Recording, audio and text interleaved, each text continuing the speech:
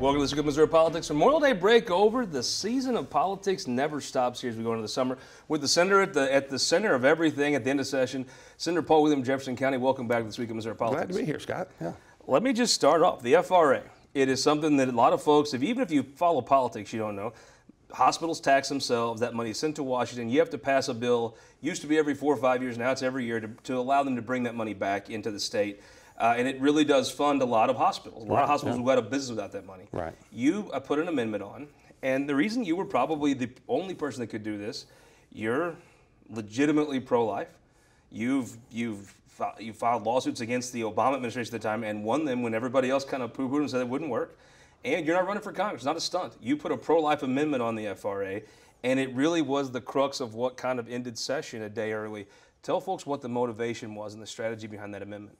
Well, I've always been, like you said, very pro-life. And the one thing that's always bothered me about the Missouri Medicaid program is that while we have a language that prevents us from paying for physical abortions, there's nothing to prevent us from paying for chemical abortions, which basically is what the drugs do. So just like my lawsuit against Obamacare, I focused on the abortion offense that were in the Missouri Medicaid program. And I had played around with the language in years past, and then this year, I guess I finally figured I've only got 2 years left. It's time to do it or not do it. And I thought before I leave the Senate, I needed to make a sincere effort to try to prevent taxpayers from having to fund these abortion drugs. So this amendment had the support of your colleagues. It gets on to the FRA. The Democrats don't, typically the FRAs went out clean. Democrats didn't want to see that on there. So basically, there's a clock ticking to September 30th, correct? That you either pass this bill in some form, or many hospitals, the folks watching this show, they won't have a hospital there. It'll just go away. Won't have the funds to operate. Let me walk through here. So you have a federal policy. Since you filed this and put this amendment on, which is early in session, the Hyde Amendment, which is something that says the federal government can't pay for abortions, is a budgetary matter. It's been taken out. It's not gone, but it's definitely in jeopardy with the people that the voters have elected to run the federal government.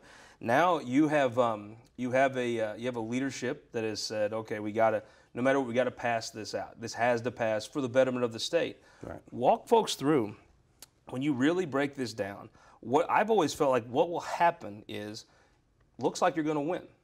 The governor, you had to be kind of satisfied to see the governor said, I'm not gonna bail Senate leadership out. I'm not gonna give a strict call, so your amendment will be out of order. I'm gonna give a broad call. What was it like when you heard that from the governor, first off? Well, I appreciate the governor. I appreciate the governor's position. The governor being a senator himself, he understands that the Senate is a very unique animal and that you can't force things through the Senate. You have to build consensuses.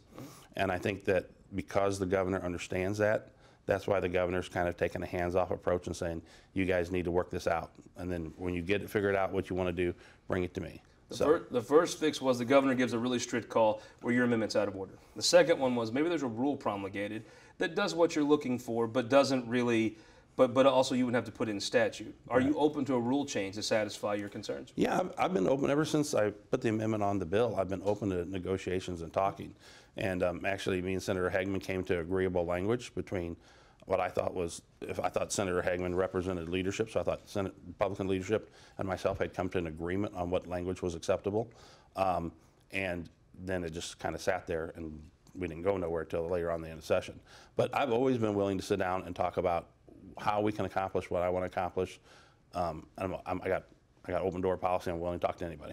Looks to me like on one side you're maybe the most honest broker on wanting this policy enacted. Senator Hagan may be the most honest broker. Whatever we do, we've got to get an FRA done. I think we both agree with that. The two of you seem to be the ones to get in the room, right? The whole thing is we have to get FRA done. I 100% agree with that. But I don't think that we have to give up our principles because some nameless, faceless bureaucrats are making threats. So I think there's a path forward. So what happens right now is, because you didn't expand Medicaid, if you expanded Medicaid, you'd have to accept all family planning drugs under the FDA, correct? Yes. So you didn't expand Medicaid. So what happens right now? Let's walk this through. You pass this with your amendment, which it looks like where the momentum's heading is the FRA passes with your pro-life language on it. So that happens. Then you send it to the federal government. Those bureaucrats say this is out of compliance. So you say, we're going to sue you. And I would think Mike Parsons and Attorney General Eric Schmidt, they would have no problem suing the Biden administration. Right. Biden administration probably has no problem going to court over this. Right. 2 or 3 years from now, this ends up at a court ruling that says you can do this or you can't, right? Yeah, it's happening, yeah. Now let me ask you the next question. Let's say there's a guy in Scotland County, Missouri, hammering, breaks his finger, got to get his thumb fixed, got to get back to work. Without the FRA, the hospital in Scotland County closes. Your successor calls you up, Representative Coleman, Shaw, Representative Ruth. They call you up and say, what do I do here? Let's say it's went through the full process. This guy's got to get his thumb fixed. That hospital's got to stay open. If it goes through the process and you aren't successful, would you advise your successor to vote for a clean FRA? Well, yeah. I mean, I think what you do, you look at, it's kind of like going through due process. We can't, as a state, sit back and allow the administration of Washington to dictate our policies. We have to push back and say, no, the state of Missouri values life. We're not going to fund these abortions. At the end of the day, it goes through all the court challenges, and the court says, no, the FRA has to be clean, then yeah, then we accept the results. But, and I would advise them that, hey, if we've got our due process, we went through the courts said we were wrong, they were right, we need to fund the FRA. But I don't think that we'll get there, because I think right now, there are other states that are restricting, they decide what they're going to put in and what they're not going to put in their family planning programs. That's all we're trying to do, is what other states have done. Now, once we expand Medicaid, it changes the game. But right now, where we're at today, without expanding Medicaid, we're like a lot of other states, and I don't think that the Biden administration will challenge us or call us on it. Now, once we expand Medicaid, then I could say to them saying, hey, wait a minute, you got to expand, you got to cover all these, took the money, and then it could be an issue. But, and then at that point in time, like you said, we go down the route that you talked about, to where they're going to say you're out of compliance, we're going to say we have the right to be out of compliance, it'll be a lawsuit, it'll go on for a couple of years, and the courts will decide who's right and who's wrong. So coming out of the end of session, you wrote a letter to your colleagues saying you felt like you weren't dealt with in a manner that a senator deserves. You suggest there should be some different leadership in the Senate. What all went behind that, and what's been the response to that letter? Well, first off, I would say that the letter was never intended to be made public. I sent out 23 letters to 23 of my fellow caucus members. Someone released it, which I can't control who does what, but that was never my intention, for it to be a public discussion. Now that it's out there, I can tell you that I have talked to probably every day since it's been out there, one or more senators every day about the situation in our caucus. And it's something that we're going to have to work through as a caucus and decide where we're going to go. So this past session, early in session, you had a very successful year. I mean, you passed several bills, not small bills, big pieces of legislation. If you all meet, I guess you'll have a summer caucus or a fall caucus or whatever. It looks like you'll be back for a couple special sessions. Looking that way, yeah. If you come back for a special session on, say, redistricting, and the same leadership's still in leadership in the Senate, you okay with that? You show up to work and try to move your legislation again? Yeah, I mean, you have to. I mean, I'm just, what I'm doing is, I guess, being the second oldest senator up there, I've got more tenure than Senator Hagman is the only one that's been there longer than me. You were in the House, you had a svelte black head of hair, now you're a senator with a gray beard, But I thought it was important for me to kind of take a leadership role and send out that letter and tell my colleagues what you experienced, especially for the freshman senators, what you experienced in the last week of session is not normal. This is extraordinary, and actually I'd contacted people that served in the Senate in the past, and since the end of session, and I said, have you seen this happen before? And no one I've talked to has seen this kind of situation, so I think it's unprecedented, and I thought I needed to bring that to the attention of the caucus and let, especially the younger, I guess, junior members of the caucus know what we experienced is not normal. This is not what's supposed to happen. And Senator Rizzo, I think, felt like he was deceived a little bit. Have you spoken to Senator Rizzo since the end of session? Briefly, yes. I did the other day, and we're planning to have a phone conversation again next week. But we spoke briefly, and I did appreciate a lot of what he said. One of the things that kind of surprised me more than anything about the last day was that as Senator Rizzo was making his statements and I guess airing his concerns about what had happened in the process, was that there was not a single Republican member that stood up and defended our caucus leadership. Nobody said, wait a minute, Senator, maybe you got this wrong. There was silence, crickets. And that, to me, and then he made the motion for adjournment, and not a single Republican senator went to the floor and tried to stop adjournment. I think we as a Republican caucus were totally deflated on that last day and totally disappointed. And I think that's why that happened the way it did. Last question, give me a prediction. The FRA in some form passes before September 30th, is that correct? I would say 99%. Does the FRA pass with your amendment on it, a version of it? I would say 50-50 on that, yeah. I think it may be a little more than 50-50. But Well, I mean, we'll come back here and we'll see which one of us is right, maybe Okay. both of us. All right. Sounds great. So thank you for joining us. Okay. I appreciate Thank it. you.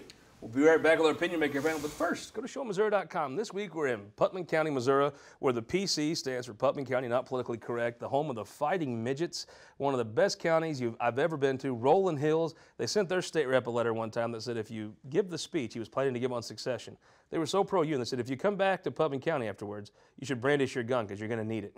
Good place. Fun spot. Showmissouri.com. This is Missouri one county at a time. We'll be right back after this. All across Missouri, our new car and truck dealers are building strong local economies. When you buy a car or truck in Missouri, you're helping to support over 20,000 Missouri families who rely on the auto industry for good-paying local jobs. You're also helping fund our communities, schools, first responders, and our roads because dealers generate millions of dollars in tax revenue. Missouri's automobile dealers have been the foundation of our communities for generations and for generations to come. The Missouri Automobile Dealers Association, the heart of Missouri. For more than a century, the St. Louis Carpenters Union has shaped our communities. Through trusted alliances, we deliver skilled professional craftspeople while our business partners provide the kind of quality jobs that keep our economy humming. It's a blueprint that has worked since 1882. Turning Missouri into a right-to-work state stalls progress, wipes out jobs, and kills momentum. Right to work is wrong for everyone. Let's keep Missouri moving forward. Visit carpdc.org to learn more. Your energy needs are changing. That's why at Ameren, Missouri, we're not waiting on the future. We're building it with the Smart Energy Plan, advancing thousands of projects across the state, helping reduce emissions through cleaner energy sources, boost reliability with self-healing equipment, and better withstand storms with new composite poles. Moving Missouri forward and bringing us all a little closer together. That's energy at work. Welcome back to Week of Missouri Politics, Opinion Maker panel time. A man that's exploring running for St. Louis County Executive, Schmidt Dogan, maybe. That's right. We'll hear more later this summer. The word from Baldwin. Republican strategist Lane Koch, welcome back to the show. Thank you. Pat White, the man that fights for the working man, welcome back to the show. Good to be back. And Braxton Payne, Democrat strategist and the newly married. Hey now. The blackmail you must have on that poor woman, I can't even imagine. There's a lot there. Let's just put it that way. And you know, I'm happy that you're the one that figured it out. Schmidt, let's talk about the U.S. Senate race. It looks like Congresswoman Vicky Hartzler is getting in. That means you've got three folks from your neck of the woods. You have the Attorney General Eric Schmidt, you have Martin McCloskey in the Central West End, and Central West End former Governor Eric Greitens. Vicky Hartzler, I think she does have a compelling case. Being the only woman in the race, you saw in an auditor's primary a few years ago, that mattered.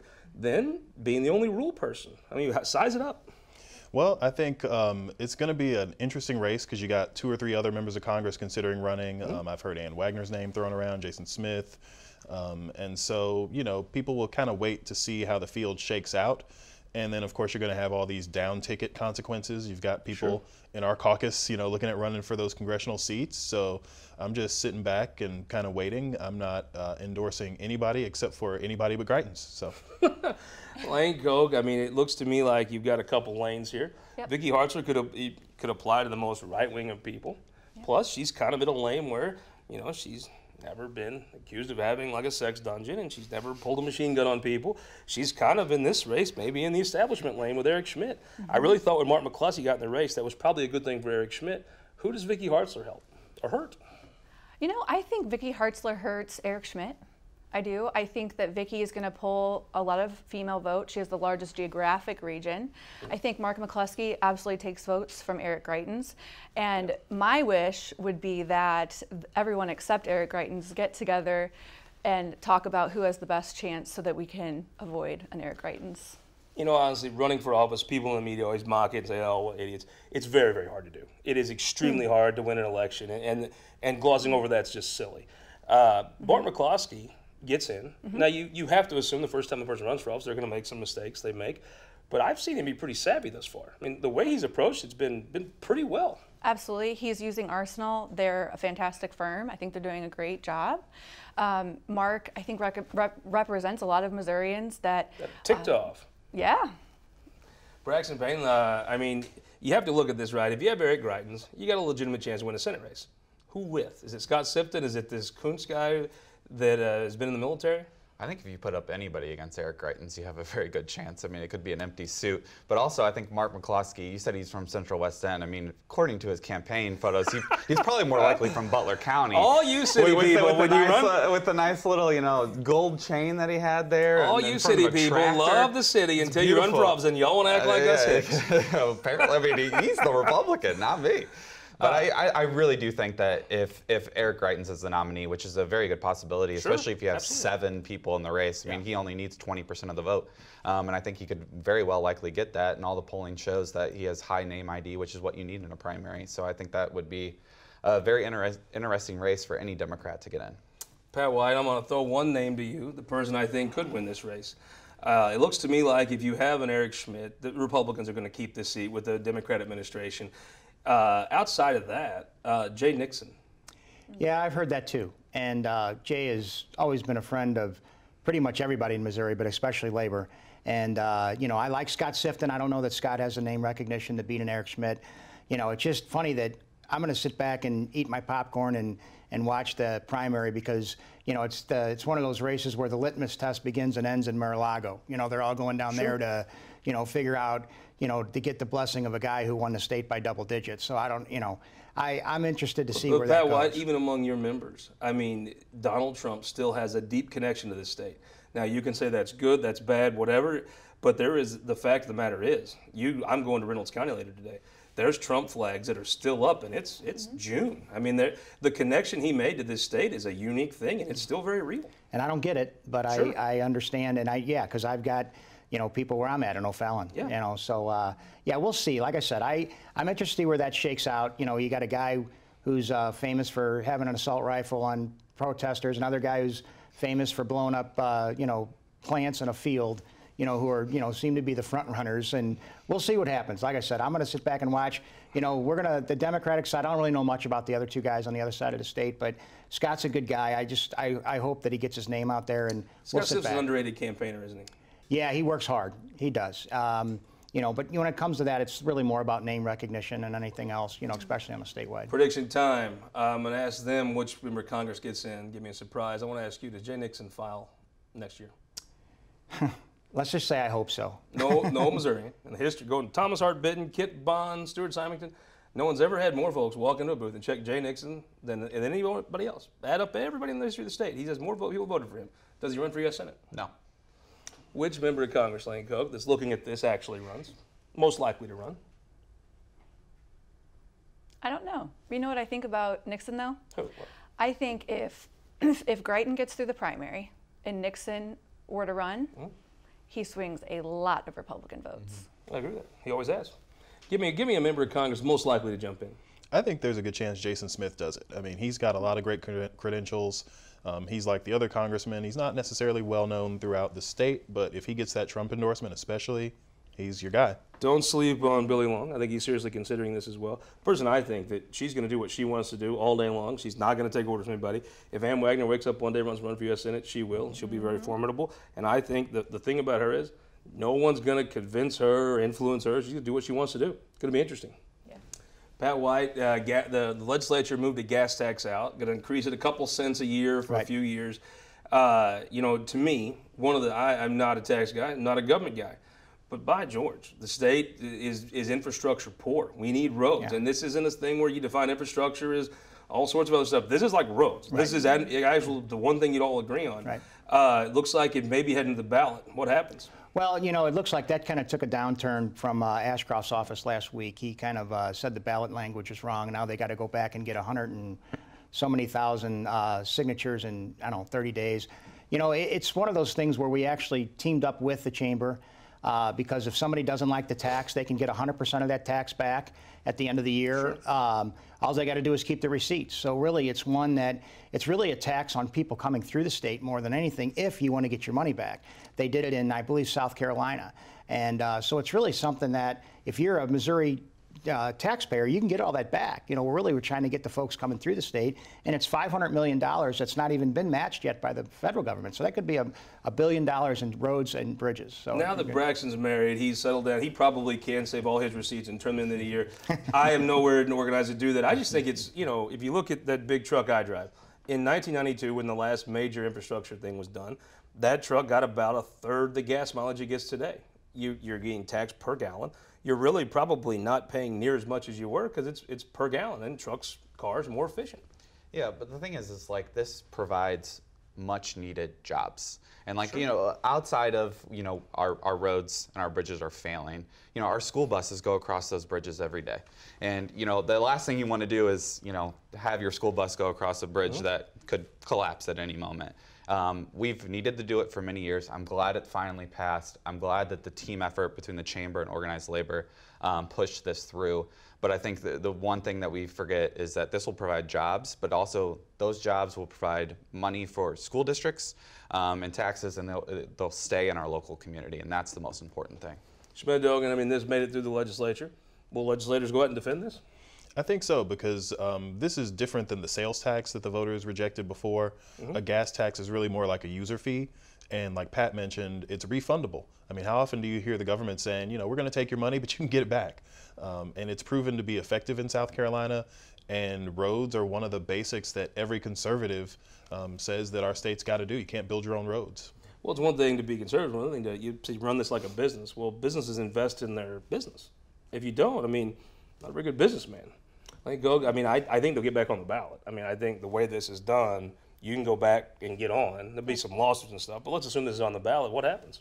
Yeah, I think there's a strategic bipartisan approach to bringing this to Missouri voters and getting them to consider it. I think that for conservatives, talking to them about how we can attract business and companies to come into Missouri is going to work really well. And on the Democrat side, talking to people about how it will create jobs, and I think people might support it.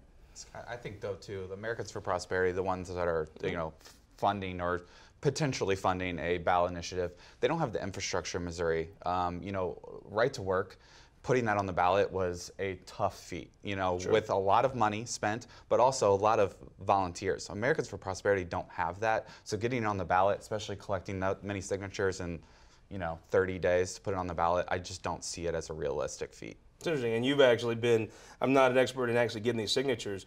When you hear that number in those days, you think that's a tough hill to climb? Oh, yeah. I mean, you also have to get it in 6 of the 8 congressional districts. So it's not just you have to go collect signatures in St. Louis County or in Butler County. So nobody in Butler County or Putnam County should expect anybody asking for signatures. We just tell folks. I wouldn't expect, unless they can, you know, drum up a couple $1 million in the next couple days with millions of volunteers, or not millions, hundreds of volunteers. I just don't think that that's going to happen.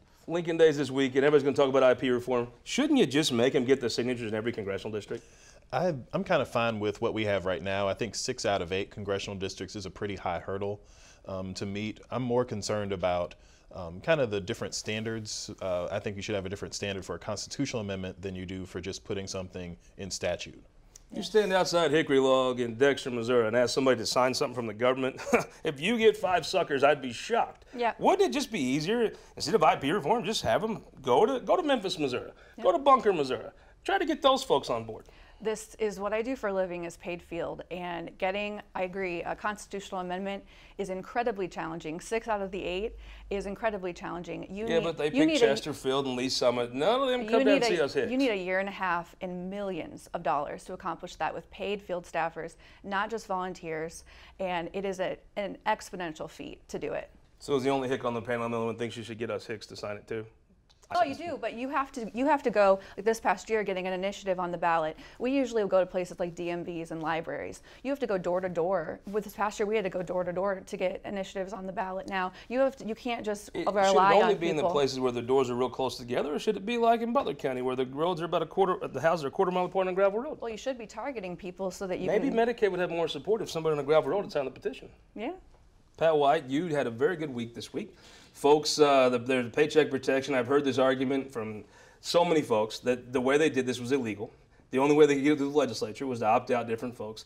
The paycheck protection bill that was passed went down in court. Tell me what actually was passed and why it went down. Well, what they did was it was H. Bill 1413, and it basically put more stringent restrictions on our public sector unions to go out every year and have to have people re-sign back up, and it cut out some of the first responders and that, which a lot of it was unconstitutional, and that's what went down. the people that push this don't want to make the first responders mad, but they also don't like unions. So they don't, so when they start cutting out people that I represent, like union firefighters. I mean, I've got thousands of union firefighters that I represent. This bill could not have passed if they'd left firefighters. No, it just couldn't have. No, and because no one wants to come out like they're against firefighters, but they want to come out against social workers, who are the least paid people in the country that work for the state. So these folks are making pennies on the dollar, and they want to make it even harder for them to unionize. So we were very happy with it. We know there were bills up there teed up because they thought this decision was going to come down earlier, because there are still folks out there like Senator Onder and Justin Hill up where I'm at that really want to still fire at this. And, it's already been shot down by, the Missouri Supreme Court. So we're hoping it stays that way. So. What happens, Braxton? I mean, they'll make another run at this. Can you pass this bill through the Missouri legislature, even with the supermajority of Republicans, if it targets firefighters? No, there's no way that it'll pass. But also, I think one of the people that won with this is the Operating Engineers Local 148. They had highway workers in Franklin County. They've been organized for 2 years, and Dave Henson and the commissioners were not allowing them to be represented by the union. And now with this ruling, they're going to be able to be union represented, and they've been paying dues for 2 years without representation because they want to be a member of a union that bad. And this ruling forces them to be recognized, right? Yes, that's the goal. Dogan, with a minute left, who won the week? I would have to say Captain David Dorn's family and the Ethical Society of Police. They had a memorial service at the 1-year anniversary of his murder just earlier this week, and it was really wonderfully put together. Great tribute to him. The consul of the Republican Party, who won the week? I'm going to say Representative Nick Schroer for his work that he's doing to build a coalition to make sure our police stay funded. He's got his own T-shirt now, which I'm sure they thought would take him off, but I know for a fact Nick's going to love. I like the T-shirt. I'd get one. Who won the week? Public sector unions, like Braxton mentioned, just those folks down in Franklin County. That's been a big win for us. Who won the week? My old high school, Zumwalt South, the girls soccer team won state this week. I'm very proud of Coach Lane and Coach Sanders.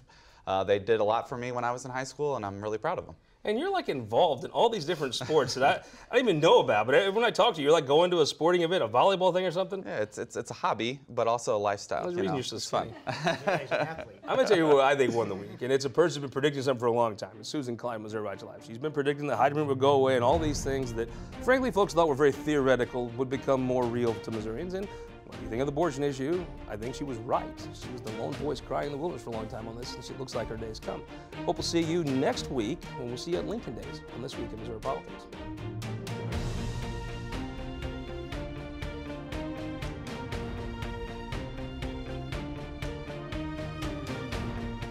This Week in Missouri Politics, sponsored by the Missouri Association of Career Fire Protection Districts, Spire, and Sterling Bank.